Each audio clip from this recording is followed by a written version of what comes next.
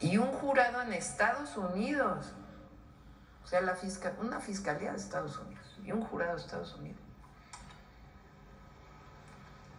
da pruebas de su vínculo con el narcotráfico y de los beneficios que él tuvo por estar vinculado con el narcotráfico. En un momento en donde se había decretado una guerra contra el narco.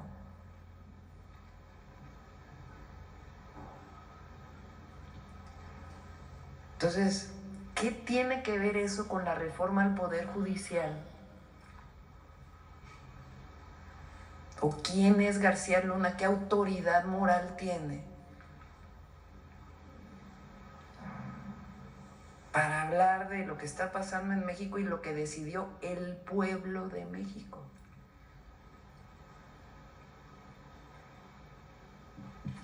Pues es como, la verdad, no sé, pónganle ustedes el adjetivo. Es un sinvergüenza, un mendigo, un corrupto y punto, y lo van a sentenciar cadena perpetua. ¿Y qué va a decir el expresidente? Que llegó con el haya sido como haya sido. O sea, un expresidente, Calderón, que llega con un fraude electoral a la presidencia y para legitimarse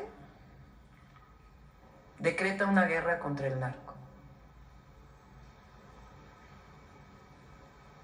Y pone como responsable de la guerra contra el narco, pues vamos a ver la sentencia de hoy, ¿no? Pues a un narco.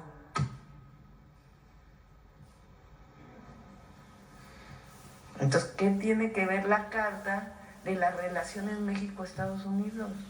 Exacto. O de la reforma al Poder Judicial. ¿Qué No autoridad hayan. moral tiene para estar hablando de una decisión del pueblo de México?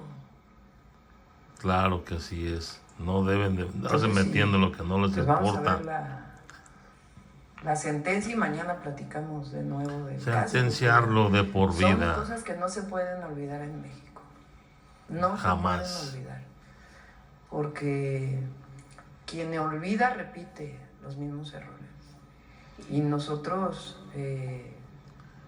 tenemos que estar informando de esto. Es obligación de las y los mexicanos estar informados. Porque ahora resulta que es una víctima el señor, pues Dios. Muy bien dicho. ¿Le parecería justa cadena perpetua, que es uno de, pues obviamente el límite de la sentencia? No me meto ahí, que decida él. Bien, gracias, presidenta. En otro tema, lo que tiene todo lo relacionado, lo que ha estado relacionado con el caso del gobernador Rubén Rocha, el gobernador de Sinaloa. Si bien, bueno, pues ha dicho, ya lo había mencionado usted, no se habían encontrado pruebas. Bueno, pues la pregunta surge en torno a todo lo que se ha dado alrededor de estos señalamientos y de por qué el foco en el gobernador. También lo que tiene que ver, por ejemplo, desde la denuncia que hizo el propio Héctor Melesio Cuen, quien fue asesinado, lo sabemos, en el entorno de la detención de la captura de Ismael Zambada, quien incluso había denunciado al exgobernador por cuestiones de negocios ilícitos mediante empresas favorecidas por el erario estatal, pero también quedaron pendientes otras denuncias por enriquecimiento inexplicable que no se concretó. Bueno, pues iba en esa ruta porque, bueno, se dio justo en el momento en el que se da toda esta situación del asesinato que generó días después violencia en el estado, pero también todo lo que ha pasado en torno a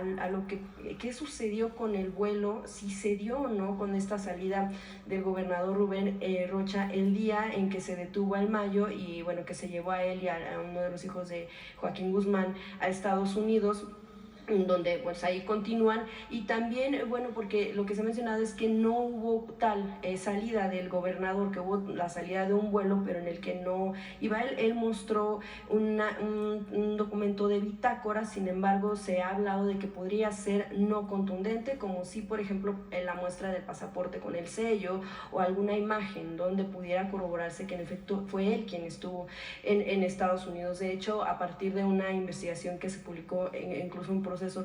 El propio gobernador ha acusado a periodistas como Luis Chaparro, incluso también a periodista Azucena Oresti, de orquestar riesgos alrededor suyo, una campaña, y el propio reportero también ya ha denunciado amenazas a partir de este tipo de señalamientos públicos por parte del servidor público.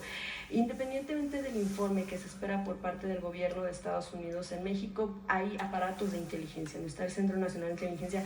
¿Cuándo se va a presentar por parte del gobierno un informe en torno a lo que han recabado respecto de esta investigación y qué sucede con Estados Unidos? ¿Por qué ha pasado tanto tiempo y no se ha dado este informe para tener mayor certeza y evitar que se diga o se niegue cierta información, sobre todo para dar certeza al pueblo de Sinaloa?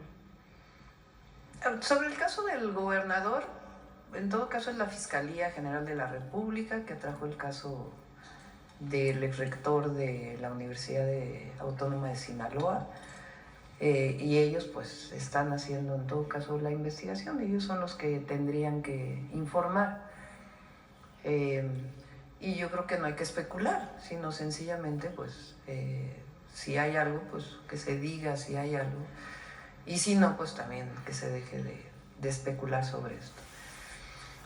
Lo que es, creo yo, más importante es el tema del informe de Estados Unidos. Porque el tema es cómo es que se da esta detención. O sea, no olvidemos, Sinaloa no tenía homicidios. No estoy diciendo que no deba detenerse a los delincuentes. En eso todos estamos de acuerdo, que quien delinque debe de haber cero impunidad. Pero veamos qué pasa. Sinaloa prácticamente no tenía homicidios.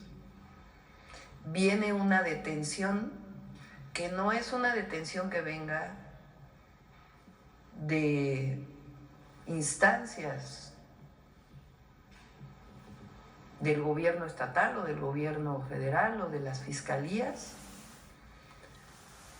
sino que hay un supuesto secuestro del Mayo y se lo llevan a Estados Unidos.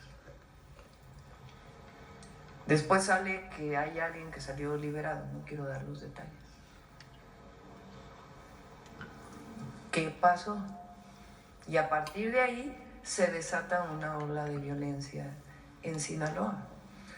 Lo menos que las y los mexicanos debemos exigir es qué pasó, cómo se dio esta detención, por qué salen liberados delincuentes que fueron entregados por extradición de México.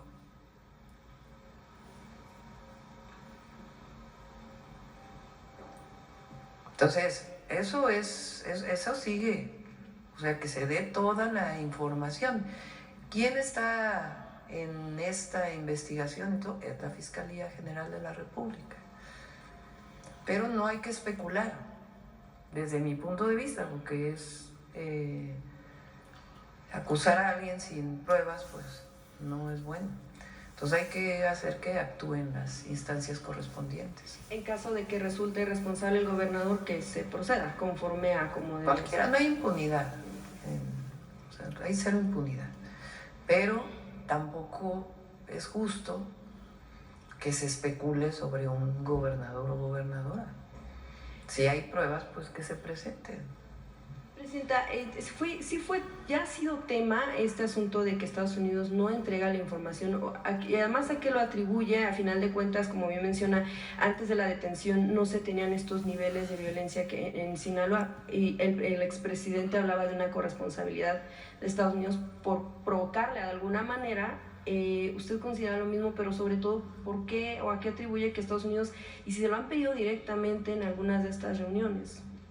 Sí, en su momento lo hizo el presidente López Obrador por escrito, y es el que haya cambiado la administración, el gobierno, no quiere decir que esa carta no deba ser respondida. Hay continuidad, entonces todavía es importante que se dé respuesta a ello.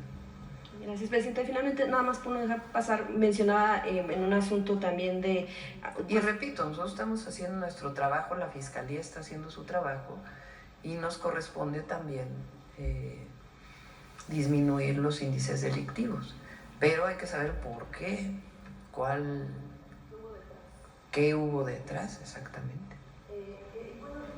¿Sería pertinente que en algún tiempo determinado la Fiscalía ya nos dé un informe de los avances de su propia investigación aquí en México? Pues le corresponde a la Fiscalía. Nosotros lo que tenemos con ellos ahora pues es, buscamos más coordinación para la actuación permanente. Pero ellos tienen autonomía y definen si se informan. Le mencionaba ¿Y cómo? Porque también hay líneas de investigación que tienen que ellos guardar para poder seguir desarrollando. Y bueno, le mencionaba finalmente el caso, por no dejar pasar, mencionaba usted un asunto de austeridad.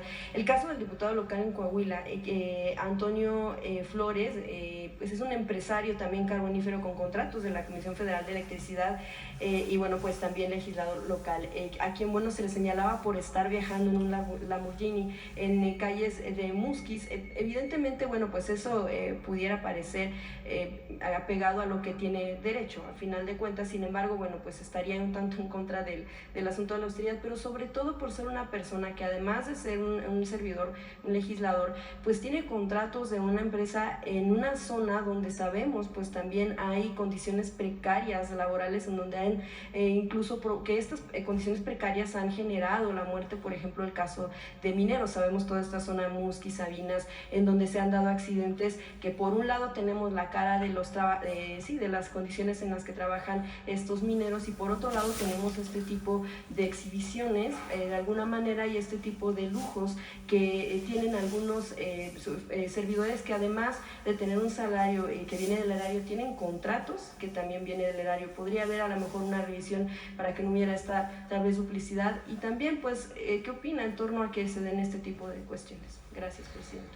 Mi opinión es que un legislador no debe tener contratos con el gobierno.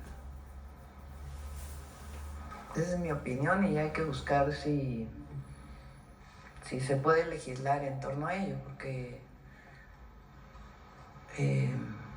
no se puede tomar como un conflicto de interés. Pueden ser empresarios, empresarias y que tengan contratos con privados, pero no creo que un legislador o legisladora deba tener contratos con gobierno. Incluso lo planteé para algunos casos en su momento de Morena, que había empresarios y yo dije, bueno, a ver, se separan de su empresa para evitar cualquier conflicto de interés. Hay que predicar con el ejemplo siempre. Y si hay algún conflicto de interés, pues que se plantee. Si no está legislado, pues hay que ver cómo se legisla, porque no es correcto.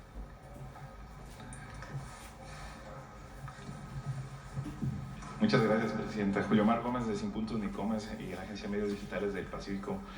Muy amable, aunque ya dijo que no estaría en Baja California Sur, pues quiero saber si en Baja California... Sí voy a estar, pero no este viernes, sino al otro. Sí, exacto. Particularmente, pues, el alcalde de Los Cabos, Cristian Abundes, así como el gobernador Víctor Castro y dependencias federales han trabajado de manera enfáticamente en el tema de vivienda, pues buscando los terrenos factibles para cumplir con este programa tan ambicioso de vivienda. Y podría, así que si ella ya me dijo que es el próximo viernes, precisar qué temas tratará, si será de vivienda, si será sobre la desaladora de agua, y también pues si habrá algún otro tema, o en sí incluso a qué municipio visitará en el estado. Y hablando de este tema sobre la vivienda, el presidente Andrés Manuel López Obrador nos ayudó a los medios, a los periodistas independientes con el tema de seguridad social, con el tema del IMSS, y nos adecuó, ayudó a ingresar, vaya, a los que no teníamos seguro. ¿Podríamos tener nosotros acceso a la vivienda también? Es buena, sí. Pues tienen Infonavit también. No, solamente es el seguro. Ah, pues lo vamos a ver. Ahí Paulina le encargo que nos ayude con Octavio para que puedan tener acceso al Infonavit. Excelente noticia. Sí. Muchas gracias. Muchas gracias, presidenta. En otro tema, pues ayer se comentó sobre las inversiones de las empresas estadounidenses en beneficio a la economía. Tan buena noticia que quedó pendiente la otra pregunta. Vamos a ir a Los Cabos, a La Paz y a Mulegé probablemente. Perdón. Queremos ir a los 3 municipios. Yo me comprometí a que el programa de vivienda lo íbamos a iniciar en Los Cabos.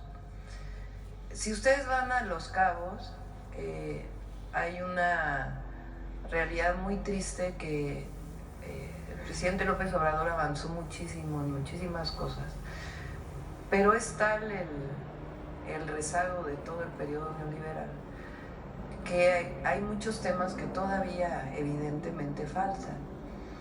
Uno de ellos es una realidad muy lacerante en donde trabajadores y trabajadoras del turismo, de Los Cabos y de otros lugares, pero particularmente ahí, viven en condiciones muy, muy precarias.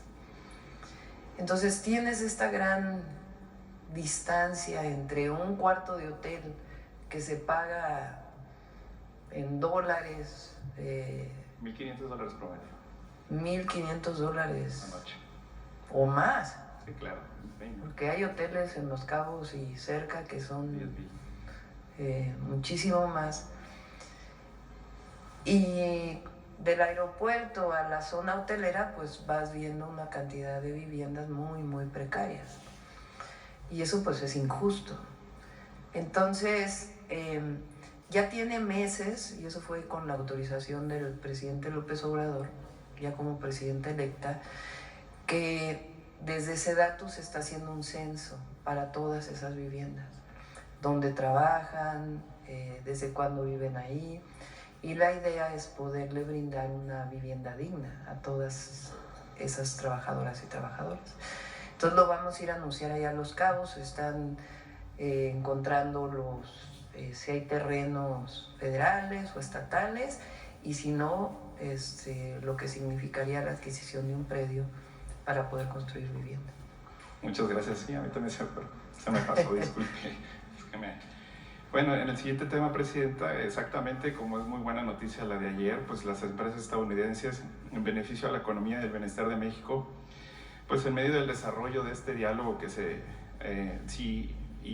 que se realizó, pues ¿qué comentario podría decirnos sobre pues, la manifestación de los empleados del Poder Judicial que insisten y persisten en esta situación? Y pues con la visita del embajador y estos diálogos tan importantes que mejoran la economía del país, pues preguntarle si se despausó ya la relación con el embajador de Estados Unidos y si fuera de este acuerdo, llegó a un acuerdo que no fuera económico, hablando de otro tema el día de ayer. Sí. Fue una muy buena reunión. Ayer les mencioné, y además es la razón por la cual es la reforma al Poder Judicial.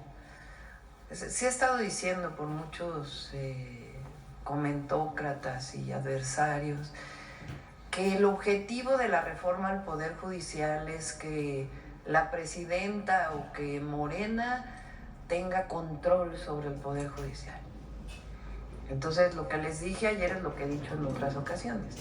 Si eso fuera cierto, pues era mucho más fácil hacer una reforma al Poder Judicial como la que hizo Zedillo en 1994. ¿Qué reforma fue esa? Pues había 20 y tantos magistrados, ministros, se movieron a todos y entraron, ¿qué son ahora? 11, ¿no? 11. ¿Cómo se nombra? Por la mayoría calificada del Senado, y si no hay mayoría calificada, directamente por la presidenta o el presidente. Entonces, hubiéramos hecho una reforma igual. A ver, se van todos los ministros actuales y la presidenta va a nombrar a los 11 nuevos, porque tenemos mayoría calificada como movimiento político, y si no, de todas maneras, pues la presidenta nombra.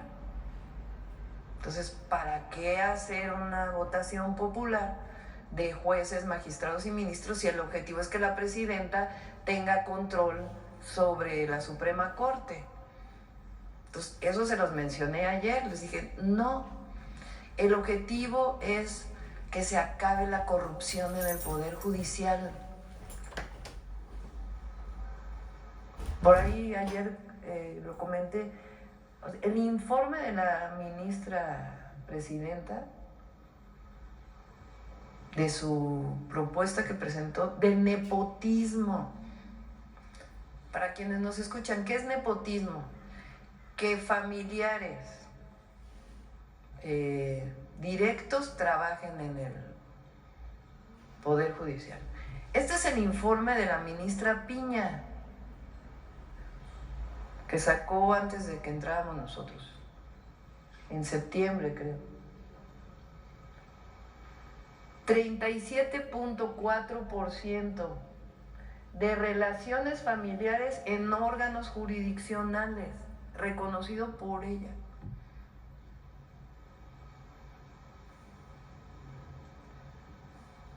Entonces defienden la carrera ¿cómo se llama? La carrera judicial. Pues, o sea, explíquenme la carrera judicial cuando cerca de la mitad, o poco menos de la mitad, son familiares. Hijos, primos, hermanos, cuñados, sobrinos.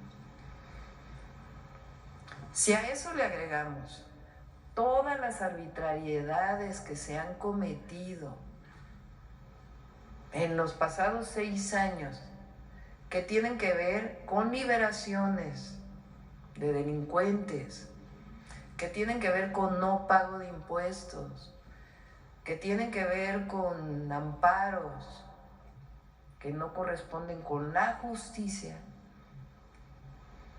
Si a eso le agregamos que el mexicano, mexicana de a pie, le es muy difícil tener acceso a la justicia, pues, ¿qué queremos entre todas y todos los mexicanos? Un verdadero poder judicial que esté al servicio del pueblo y de la nación, y de los intereses particulares, o no llamamos, de los derechos particulares que están en todo caso en conflicto. Entonces, ayer se los dije, ¿qué queremos? Pues un sistema, un poder judicial que esté al servicio de la nación. Y también les dije, toda mi vida luché por la democracia, no llegamos a la presidencia a ser autoritarios. Si nosotros creemos en la democracia, en las libertades, nosotros hemos sido los que luchamos por el México que se está construyendo. Entonces, todo eso abiertamente se les planteó, y también dijimos, queremos que continúe el tratado, queremos que se invierta en México, las inversiones en México van a estar seguras, va a haber certidumbre de todo tipo. Entonces, y también dije, vamos a seguir dialogando, siempre. Si no estamos de acuerdo en algo, pues también se vale, para eso es la democracia. Pero seguir con este diálogo. Entonces planteamos, por ejemplo, una mesa de trabajo sobre relocalización, una mesa de trabajo sobre inseguridad en carreteras, que es un tema que plantearon, una mesa de trabajo sobre cruces fronterizos, porque México ha avanzado mucho en los cruces fronterizos y del otro lado de la frontera se ha avanzado muy poco. Entonces fue muy bueno porque es una relación honesta, franca, y al mismo tiempo, pues saben que nosotros lo que queremos es que siga habiendo inversiones en México y que las inversiones de los inversionistas extranjeros están protegidas en nuestro país. ¿Y sobre la despausada con el embajador? ¿O sigue pausada? No, se están reuniendo a través del secretario de Relaciones Exteriores, que fue lo que planteamos. Ya tuvieron una reunión, han tenido varias reuniones. Y la idea es que me decían que además es una norma establecida, que la relación con cualquier país, y en particular con Estados Unidos, pues quien coordina esa relación es el secretario de Relaciones Exteriores. Entonces, si se quiere hablar con el secretario del Trabajo, pues a través de la Secretaría de Relaciones Exteriores se dice, pues queremos hablar del trabajo, sobre el tema del tratado y estos temas, y pues con gusto se reúnen ambos países. Muy bien, gracias, Presidenta. Bueno, el pasado viernes los paisanos migrantes se manifestaron afuera del edificio del Consulado General de Nueva York para exigir el relevo de Jorge Isla. A su vez, lanzaron una convocatoria para recopilar firmas y lograr su destitución, convocatoria que han recopilado pocos más de 1000 firmas, pues que aseguran los paisanos que no hay méritos propios para que Jorge Isla reciba tal designación, debido a que sus indiferencias con la comunidad de migrantes en Nueva York ha sido bastante fuerte, y que esperan que sea escuchado por usted o el canciller Juan Ramón de la Fuente. Esa es una denuncia que nos llega de paisanos. Sí, le encargué al canciller que lo revise. Vi estas denuncias, solicitudes, y pues hay que revisarlo.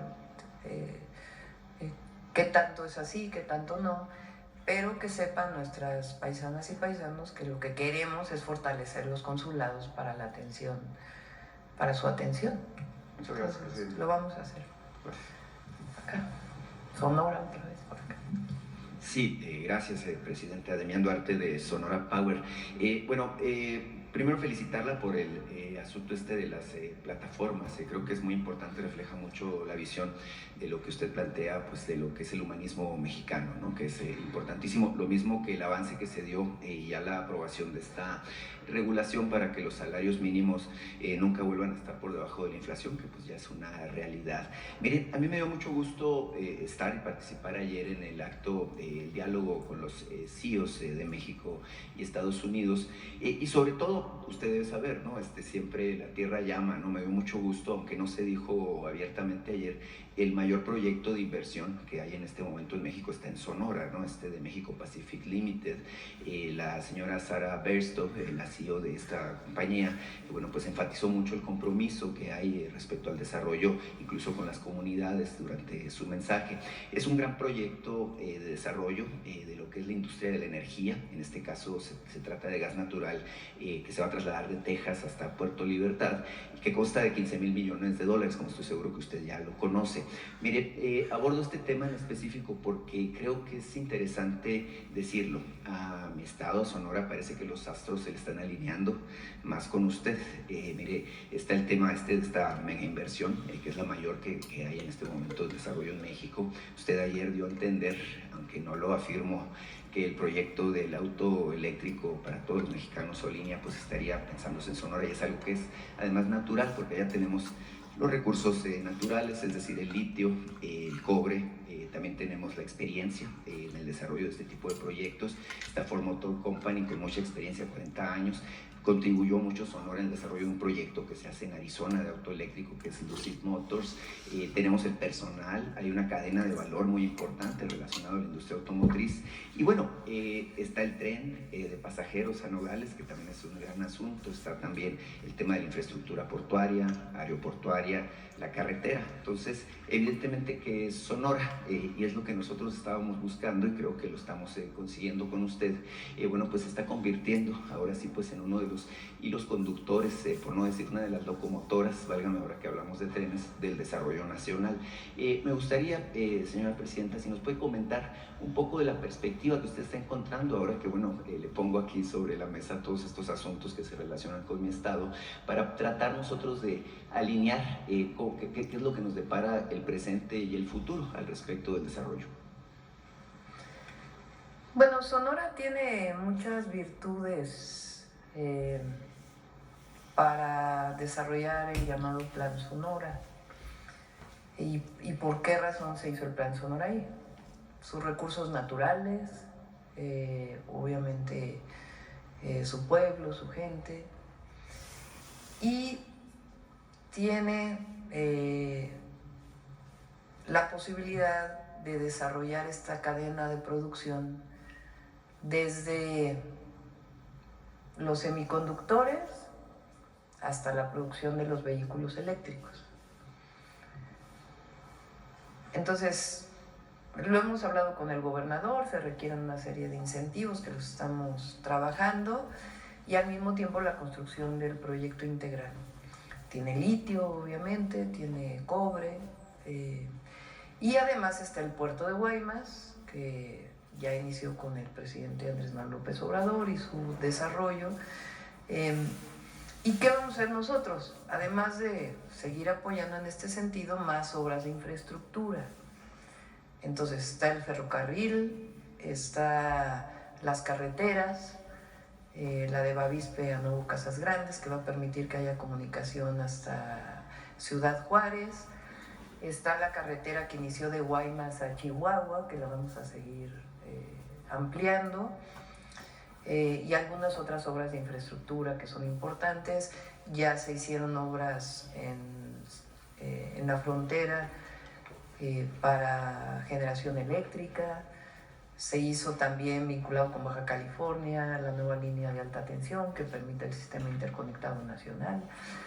Entonces, pues ya podemos, si quieren, un día invitamos al gobernador y hablamos del Plan Sonora con todas sus virtudes. Claro, cómo no. En este contexto se habla de polos de bienestar y bueno, yo vi la proyección que tenían y Sonora venía considerado de manera importante, en específico nuestra zona fronteriza, Nogales, San Luis Río Colorado, Agua Prieta, pero también el caso de Hermosillo, Guaymas, Ciudad Obregón. Hay una inquietud ya de hace algunos años en Sonora de buscar la oportunidad de establecer una suerte de corredor industrial con ciertos incentivos, justamente para propiciar esto de lo que estamos hablando, ¿no? Se piensa en el corredor Nogales hasta Cajeme, pasando por Hermosillo y Guaymas, justamente para identificar esta cadena de valor, por ejemplo, relacionada con la industria automotriz. Es preguntarle, Presidenta, si es posible o si está sobre la mesa esta cuestión de encontrar estos polos. Se habla de 10 parques industriales en específico para Sonora, de los 100 que usted está proyectando. Y bueno, ¿qué tipo de incentivos pudiéramos estar pensando que se pueden dar al caso de Sonora como estado además fronterizo? Si quieren, repito, sea en Sonora o aquí, presentamos todo el Plan Sonora, desde infraestructura hasta el desarrollo de los parques industriales y todo lo que estamos planteando. Estamos considerando también un proyecto de agua que desde hace tiempo se tiene para suministrar de agua a Hermosillo. Entonces, hay varios proyectos para Sonora. Claro que sí, va a ser muy bienvenida a nuestra tierra. En otro tema, Presidenta, y no sé si nos pueda ir adelantando cuándo va a ir, por cierto, porque la estamos esperando desde el 4 de octubre, se decía que iba y finalmente no se dio. Sí, ya vamos, ahora sí que cerrando meses. Entonces ahora tenemos octubre, no va a tocar Sonora en este caso. Repito, el viernes vamos a Tabasco, el sábado a Campeche, el domingo a Yucatán. La próxima semana vamos a Baja California Sur, Baja California y Guerrero. Vamos a darle seguimiento a Guerrero y además al plan que tenemos con Guerrero. Y ya en noviembre ya informamos. Después va a venir viene el fin de semana del Día de Muertos, 1, 2 y 3. Y luego ya de ahí regresamos a nuestras giras. Claro, ¿cómo? No, vamos a estar trabajando aquí. La vamos a esperar en Sonora. Acabamos de entrar. Presidenta, mire, ayer la compañera Nancy Flores hacía o retomaba. Bueno, a ustedes sí les voy a dar su día. Creo que viernes es primero, ¿verdad? Sí. No hay gira. La compañera Nancy Flores retomaba el tema de la misoginia como un tema importante y sobre todo, mire, lo que hemos visto como una reacción de grupos muy conservadores, que a mí no me parece que sea un tema de casualidad o de iniciativa de alguno de los caricaturistas o columnistas que normalmente tienen este tipo de actitudes. Usted misma, señora Presidente, ha sido por momentos, cuando era candidata y creo que también desde que asumió el cargo, pues ha sido objeto de estos ataques misóginos, no solamente del comediante del que hablamos la anterior ocasión que me tocó la palabra, sino también de caricaturistas que incluso la han dibujado con correa y en circunstancias que pues, obviamente no voy a repetir aquí por lo peyorativo que son, pero me parece muy grave, así como agreden a Andrea Chávez o a otras senadoras o a gobernadoras también, y se atreven también en el caso de la primera presidenta de México, genera esto una preocupación, porque mire, si se atreven con ustedes, evidentemente pues no se van a tocar el corazón para hacerlo con otras mujeres. Y la reflexión, señora presidenta, es que violencia, pues es violencia, ¿no? Independientemente de que sea mediática, verbal, que sea violencia comunitaria, violencia laboral, acoso, lo que sea, al final de cuentas, todo tipo de violencia tiende a engendrar más violencia, ese es el asunto. Y mire, usted sabe, yo soy padre de familia, tengo 2 niñas, pero seguramente muchos más tenemos esta preocupación respecto a la reacción que hay ahora que usted ostenta el cargo como presidenta. Evidentemente, más allá de si usted decide o no denunciar, que es su derecho, por supuesto, hacerlo o no, creo que es bien importante su voz. Su voz es muy fuerte, su voz es muy poderosa, y esta voz, bueno, que refrenda mucho esta reafirmación de lo que es el poder de las mujeres y el derecho que tienen las mujeres a participar en la vida pública y a tener una vida libre de violencia. Mire, le quiero exponer un caso que me contactaron los familiares, no voy a dar nombres ni circunstancias en el ánimo de no revictimizar, pero me contactaron en términos de que hubo un secuestro de 3 mujeres, una abuela, una madre y una hija, las 3 de la misma familia. Esto ocurrió en abril, estuvieron secuestradas durante 6 meses, pagaron 2 veces el rescate de los familiares y después las asesinaron. Aparecieron los cuerpos, el 25 de septiembre pasado. Me pidieron incluso, muy fuerte el asunto, que le entregara un documento donde, le piden su apoyo para que se haga justicia. El tema, señora presidenta, es muy grave.